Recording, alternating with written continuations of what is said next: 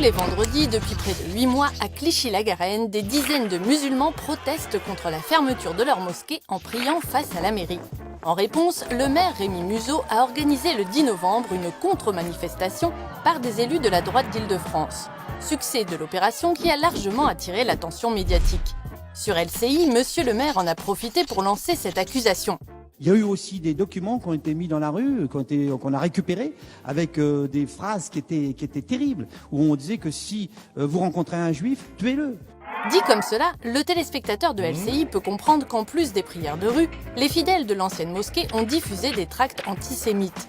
C'est d'ailleurs comme cela que plusieurs médias de droite ou d'extrême droite ont repris l'information, ainsi que des centaines d'internautes outrés.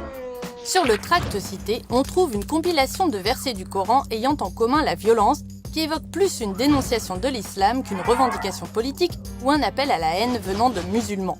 D'où vient ce tract? Dans un entretien à France Soir, le maire évoque prudemment une source anonyme. Mais l'association musulmane de Clichy, elle, nie toute implication et assure connaître l'origine du tract.